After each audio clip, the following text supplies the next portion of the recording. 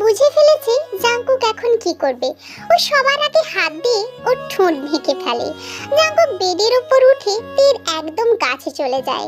তে আর পেছনে না যেতে পেরে চোখ বন্ধ করে ফেলে। জাংকুক ওর একদম কাছে গিয়ে একটা মুচকি হাসি দিয়ে ওর দু চোখে চুমু এঁকে দেয় আর সরে আসে। তে ভীষণ অবাক হয়ে যায়। ও চোখ খুলে তাকালে জাংকুক ততক্ষণে বেড ছেড়ে নেমে দাঁড়িয়ে যায়।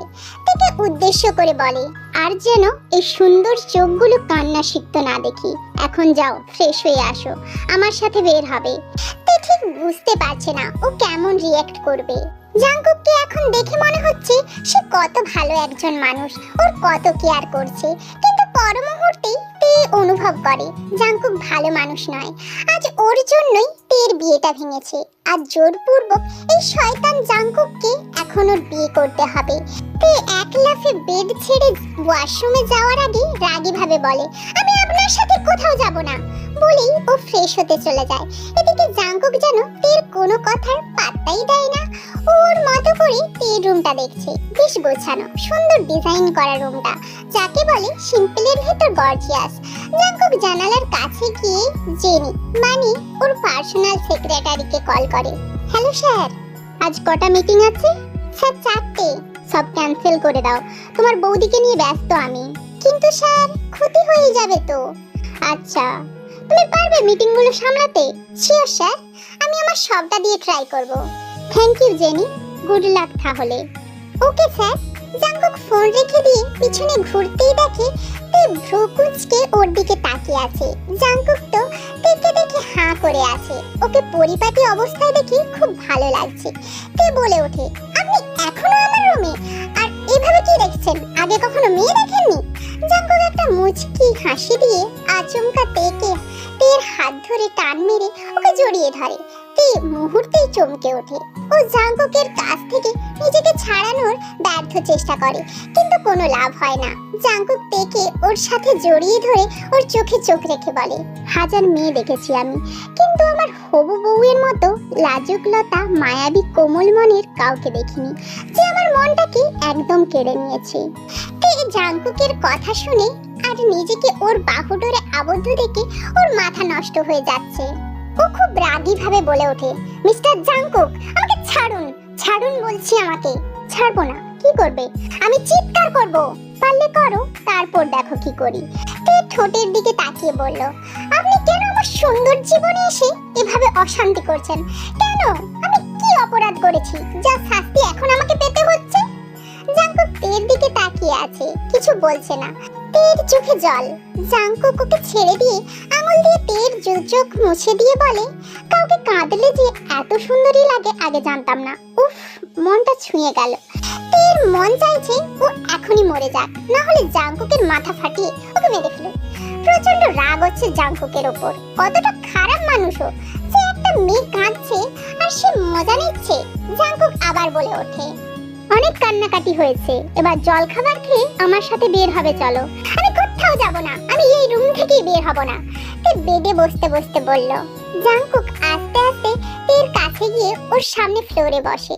তারপর ওর হাত দুটো ধরে দেখতে দেখতে বলে, এতক্ষণ ভালোভাবে বলেছি শোনোনি, এবার একটু খারাপ ভাবে বলছি। তুমি যদি ভদ্র মেয়ের মতো এখন আমার সাথে ঘুরতে বের না হও, তাহলে এর পরিণাম কি হবে তা তুমি কল্পনাও করতে পারবে না। আচ্ছা দাঁড়াও, তোমাকে একটু দেখাই। জাংকুক ওর পেছনে হাত দিয়ে একটা বিদেশি পিস্তল বের করে তেকে দেখায়। পিস্তল দেখে তের কাঁপাকাঁপি শুরু হয়ে যায়। ও ভয়ে শেষ হয়ে যাচ্ছে। জাংকুককে এখন হিংস্র বাঘের মতো দেখাচ্ছে। জাংকুক দাঁড়িয়ে যায় আর রাগী ভাবে বলে, জাস্ট একটা গুলি করলেই তোমার খেলা শেষ? করবো, করি, মাত্র একটা গুলি করলাম কিন্তু। তে জাংকুকের পা ধরে কান্না সিক্ত কণ্ঠে বলে ওঠে, না না, আমি মরতে চাই না, আমার বাবা মাকে ছেড়ে আমি মরতে চাই না। আমি যাব, যাব, প্লিজ প্লিজ আমাকে মারবেন না, আমি যাব। এই তো এখন না লাইনে এসেছো, এতক্ষণ ভাব নিচ্ছিলে কার সাথে? হ্যাঁ, আমি ভালোর ভালো আর খারাপের চরম খারাপ। আমি নিচে গেলাম, চোখ মুছে চলে আসো বলেই জাঙ্কুক রাগী ভাব নিয়ে চলে যায়। তে এখনো ভয় পাচ্ছে অনেক। ও দ্রুত কোনো রকম নিজেকে সামলে চোখে মুখে জল দিয়ে নিচে ব্রেকফাস্ট করতে চলে আসে। এসে কোনো কথা বলে না। জাঙ্কুক একাই তের বাবা মার সাথে কথা বলছে। তে আর চোখে জাঙ্কুকের দিকে তাকিয়ে দেখে একটু আগের জাঙ্কুক আর এখনকার জাঙ্কুকের মাঝে আকাশ পাতালের পার্থক্য। জলখাবার খাওয়া শেষ হয়ে জাঙ্কুক বলে ওঠে, আঙ্কেল আন্টি, আমি কি তেকে নিয়ে একটু ঘুরতে যেতে পারি? তে ওর মাকে ইশারায় নানা বলছে, কিন্তু ওর বাবা বলে ওঠে, হ্যাঁ বাবা, অবশ্যই যাও।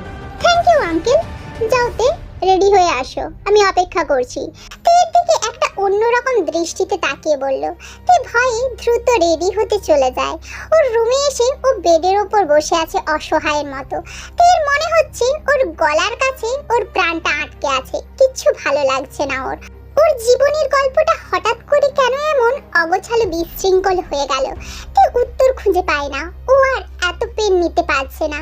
তে কখনোই জোরাজুরি পছন্দ করে না। ওর অশান্তি লাগে কেউ ওর সাথে জোরাজুরি করলে। সেখানে জাঙ্কুক ওকে ব্ল্যাকমেল সহ আরো কত কিছু করছে। তে মনে মনে বলে, আমাকে নিয়ে তোর ঘোরার শখ না? দাঁড়া, তোর ঘোরার শখ আমি মেটাচ্ছি। তুই আর আমার জীবনে আমার কাছে আসবি না জাঙ্কুক। তুই ওর আলমারি থেকে সবচেয়ে পুরনো ড্রেসটা বের করে পরে আর এমন ভাবে মেকআপ করে যে কেউই দেখলে বমি করে দেবে। আধ ঘন্টা নিজের ওপর এক্সপেরিমেন্ট চালিয়ে তে নিচে চলে আসে। সিঁড়ি বেয়ে নিচে আসতেই জাঙ্কুক সহ তের বাবা মা তেকে দেখে স্তব্ধ হয়ে যায়। তে জাঙ্কুকের সামনে এসে দাঁড়িয়ে আছে। জাঙ্কুক হাঁ করে তের দিকে তাকিয়ে আছে। তের মা এই দৃশ্য দেখে বলে ওঠে, তে এসব কি? এগুলো কি পরেছিস? আর ফেসের এই কি অবস্থা করেছিস? ছি মা। হ্যাঁ, এসব কি তে? এভাবে কেউ বাইরে যায়? তে শুধু জাঙ্কুকের দিকে তাকিয়ে আছে। ও অপেক্ষায় আছে কখন জাঙ্কুক ওকে ঘৃণা করে চলে যাবে। কিন্তু ওর সমস্ত চিন্তা ভাবনাকে ওলটপালট করে দিয়ে জাঙ্কুক অট্টহাসিতে ভেঙে পড়ে। সে কি ওর হাসি! ওর হাসি দেখে তে ভীষণ লজ্জা পাচ্ছে। জাঙ্কুক হাসতে হাসতে ওর ফোনটা বের করে তের একটা ছবি তুলে ফেলে। সেই ছবি ওকে দেখিয়ে দেখিয়ে বলে, দেখো কত সুন্দর লাগছে তোমার।